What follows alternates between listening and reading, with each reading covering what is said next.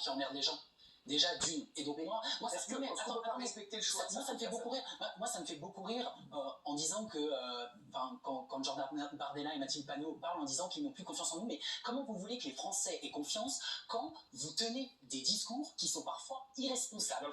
Jean-Luc Mélenchon, pardon, excusez-moi. Jean-Luc Mélenchon, il a quand même comparé le vaccin à des surgelés. Quand il est allé voir nos compatriotes d'outre-mer, il est allé soutenir des soignants qui étaient non vaccinés. Comment voulez-vous que les Français et confiance? Et comment voulez-vous que les Français aient confiance quand on dit à aujourd'hui un soignant vacciné positif au Covid, si vous ne toussez pas et que vous n'éternuez pas, vous avez le droit de continuer à aller travailler parce qu'il y a une pénurie de soignants, parce que nous étions dans la rue avec les soignants avant la pandémie pour demander des moyens humains et financiers et que la République En Marche a préféré les gazer ou les tirer par les cheveux. Non, première des choses. Et alors pourquoi est-ce qu'on explique à un soignant qui n'est pas vacciné et qui accepterait de se faire tester tous les 24 ou les 48 heures en étant protégé par tout ce dont les soignants, pourquoi est-ce qu'on n'accepterait pas qu'ils continuent à aller travailler dans des territoires qui sont avec des états de sous-investissement des systèmes de santé absolument incroyables? Et juste rappelez-vous, parce qu'on a un petit peu tendance avec les Antillais à dire c'est loin, bon alors ils veulent pas obéir, etc.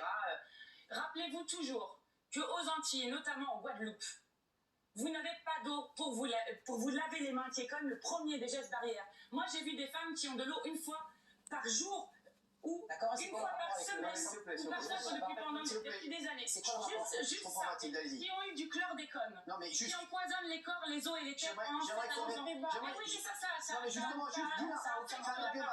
Guilain, quand le président dit j'emmerde les non-vaccinés, ça vous choque ou pas? Mais bien sûr que ou est-ce qu'au contraire vous adhérez? Parce qu'il y a un sondage qui est sorti, il y a 50% des gens qui ont adhéré à la phrase d'Emmanuel Macron et qui ont dit qu'ils étaient d'accord avec lui. Voilà, c'est 50% des gens qui sont effectivement dans une complexité de tous les jours, qui disent mais on en a marre. Et moi je rejoins Bruno sur la question. Les Français, enfin, en tout cas personnellement, moi j'en ai marre du politiquement correct. Je veux qu'on me parle comme je parle habituellement tous les jours et le président l'a fait. Les gens le savent. Simplement aujourd'hui, les jeunes, quand ils se voient imposer des contraintes sanitaires, le masque à Paris parce que je suis étudiant à Paris, quand on n'a plus le droit d'aller en boîte de nuit, quand on ne peut plus... Vous allez faire la queue devant l'aide alimentaire à ce que je sache, je suis allé pendant le confinement... Non, mais je le dis parce que c'est...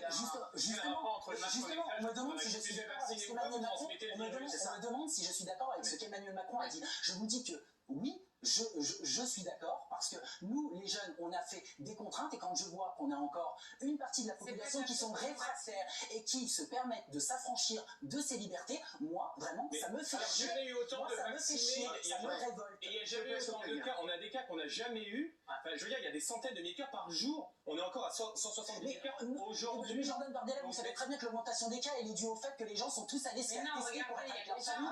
Jean Castex qui a réagi encore là, qui dit sur les non-vaccinés, être libre, ce n'est pas contaminer les autres.